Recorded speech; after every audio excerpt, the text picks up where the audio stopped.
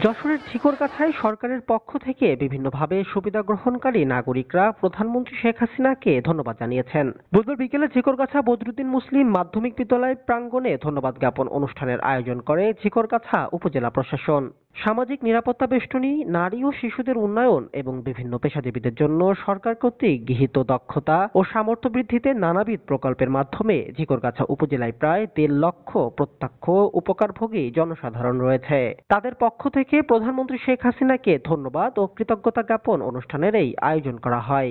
বর্তমানে আমি বিধবা ভাতা পাই, আমার মেয়ে শারীরিক প্রতিবন্ধী ভাতা পায়, আমার মেয়ে অনার্স তৃতীয় বর্ষে পড়ে। আমি এই ভাতার টাকার পাশাপাশি আমি জুট মিলে কাজ করে আমার সংসার ভালোভাবে চালাই। আমার গ্রামে বহুত আর্সেনিক রোগী ছিল। আমি সরকারের পক্ষ থেকে জনস্বাস্থ্য প্রকৌশলী অধিদপ্তর থেকে আর্সেনিক মুক্ত কল পাই। সেই পানি আমরা পান করে উপকৃত হই, আমাদের ছেলেমেয়েরাও ভালো আছে। 2009 সাল থেকে আমি প্রতিবন্ধী ভাতা পাই এবং আমার শিক্ষা খরচ আমি তাতেই চালিয়েছি। মাননীয় প্রধানমন্ত্রী ঝিকরগাছা উপজেলা সমাজসেবা অধিদপ্তর থেকে আমি সুদমুক্ত ঋণ নিয়ে একটি গরুর খামারও করেছি। আমার থাকার মতো ঘর ছিল না, আমি রেল লাইনে থাকতাম, ছোট ছোট দুটো মেয়ে নিয়ে খুব কষ্টে ছিলাম। কিন্তু আল্লাহ আমার মাননীয় প্রধানমন্ত্রী আমাকে একটা থাকার জায়গা দিয়েছে, ঘর দিয়েছে। আমাদের খিদা লাগলে আমরা দুধ খেয়েই খিদা নিবারণ করি। এজন্য বলি মাননীয় প্রধানমন্ত্রী আপনাকে অনেক অনেক ধন্যবাদ।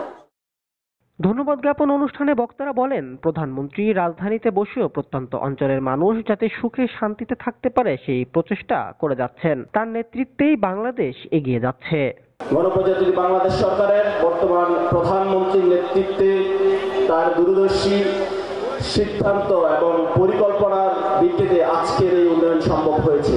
যেভাবে দেশটাকে এগিয়ে নিয়ে যাচ্ছেন অবকাঠামো উন্নয়নের মাধ্যমে, ঠিক সেভাবে আমাদের এই প্রত্যন্ত অঞ্চলের মানুষগুলোকে বেঁচে থাকার আশ্রয় দেওয়ার জন্য, আমাদেরকে সহযোগিতা করার জন্য, একটা মানুষকে একটা ঘর দেওয়ার জন্য, একটা মানুষের বীজ দেওয়ার জন্য, সার দেওয়ার জন্য আমাদের যে জিনিসগুলো আমাদের দরকার, আমাদের এই প্রত্যন্ত অঞ্চলে যে মানুষগুলো যে চাহিদাগুলো দরকার, মাননীয় প্রধানমন্ত্রী সেই রাজধানীতে বসেই সেটি চিন্তা করছেন।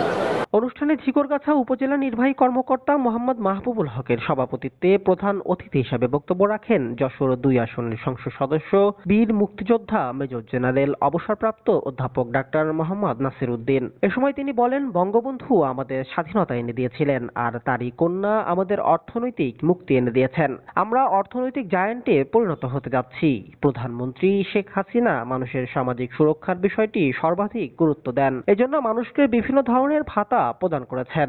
বঙ্গবন্ধু আমাদেরকে স্বাধীনতা দিয়ে গিয়েছিল, আমাদের স্বাধীন দেশ পতাকা দিয়ে গিয়েছিল, আর তারই কন্যা আজকে আমাদেরকে অর্থনৈতিক মুক্তি দিতে যাচ্ছে।